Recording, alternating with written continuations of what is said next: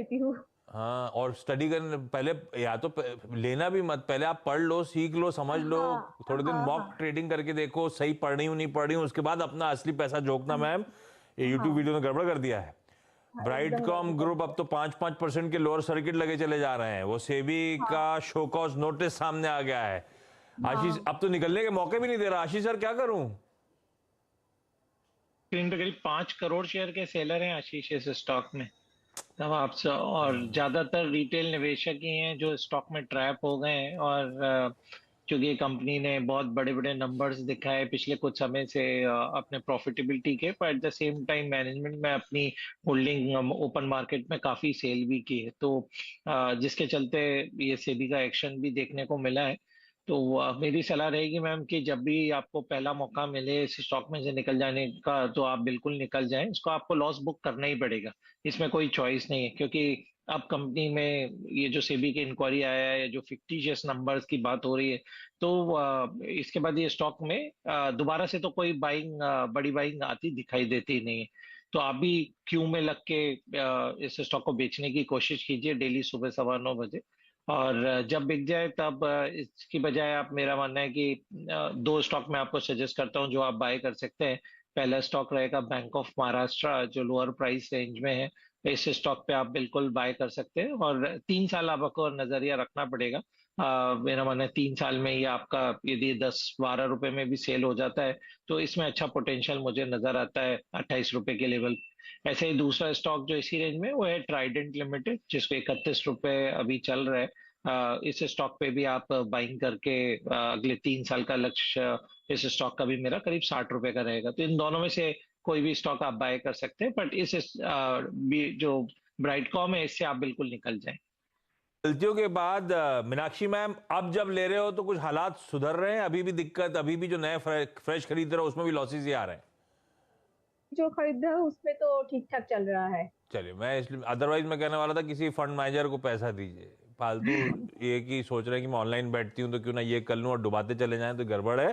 पर आप कह रहे हो आप सही हो रहा है तो फिर ठीक है, अपनी पढ़ाई हाँ, कंटिन्यू अभी रखो अभी मैम। हाँ, और अभी अभी यूट्यूब ठीक यूट्यूब चल रहा वीडियो पे ज्यादा भरोसा नहीं करेंगे। देखा भी है। तो फिर अपना एक बैक चेक कर लिया, पढ़ाई कर ली, अच्छा लग रहा है नहीं लग रहा, हाँ, और नहीं आता तो अपने निफ्टी 50, निफ्टी 100, निफ्टी 200 के यूनिवर्स में ही रिस्ट्रिक्ट करो अपने आप को, ज्यादा हाँ। सेफ है वो। अच्छा सुनीता मैम, अगला सवाल। मेरा है टानला।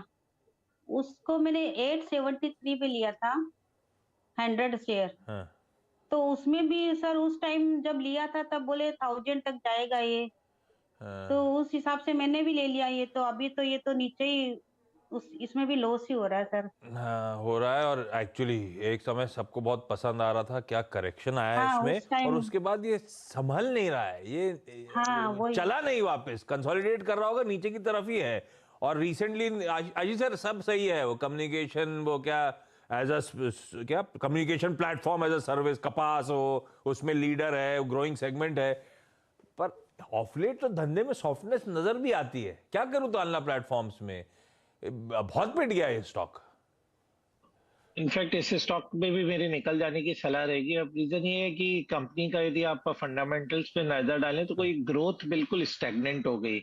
क्योंकि जो कंपटीशन बढ़ गया है इस पर्टिकुलर स्पेस में, और इनफैक्ट उनके जो कुछ बड़े क्लाइंट्स तानला प्लेटफॉर्म से निकल के रूट मोबाइल के पास शिफ्ट हो गए, तो उसका भी काफी प्रेशर है। अभी स्टॉक कल परसों में शायद थोड़ा बढ़ा था, क्योंकि वो एंटी फिशिंग प्लेटफॉर्म की बात कर रहे हैं, जिसके कारण से थोड़ा अपसाइड आया। बट वहां पर भी हमने बिकवाली देखी। तो मेरी सलाह रहेगी आप इससे निकल जाएं और रूट मोबाइल के स्टॉक में ही निवेश करें।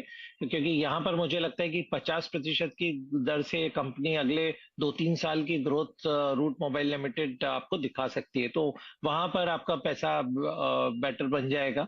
और 20 से 30% की अपसाइड मुझे रूट मोबाइल में इस साल में नजर आती है। तो ये आपको सेम सेक्टर में ही रहना है, तो तानला प्लेटफॉर्म बेच के रूट में शिफ्ट हो जाए। इसमें अजीम प्रेमजी ट्रस्ट ने लगाया था, वो अभी भी इन्वेस्टेड है ना आशीष सर? हाँ, वो निवेशक थे, बट जो कंपनी के over a period of time जो ऑर्डर बुक में कमी हुई, वो विजुलाइज नहीं किया था। वही क्योंकि वही, थे तो कभी कभी मार्केट ऐसा लीडर नहीं ही। है। मैं ये कह रहा हूँ सुनीता मैम, कभी कभी सबसे गलती हो जाती है, वो बड़े बड़े प्लेयर्स भी गलती कर गए। अजीम प्रेमजी ट्रस्ट जब घुसे थे तो मुझे याद है री रेट हो रहा था, तब वो हाईस पे पहुंचा था स्टॉक। समय बदलता है, स्मार्टली हमें भी निम्बल फुटेड रहने का। इससे बेहतर इसका पीयर है रूट मोबाइल, उसमें स्विच कर दीजिए अगर इसी धंधे में इंटरेस्ट है तो।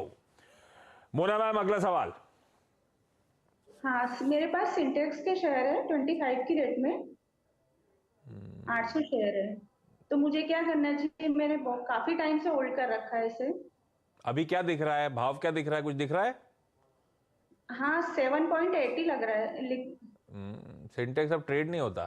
आप तो 10 साल पुराने प्लेयर हो, आप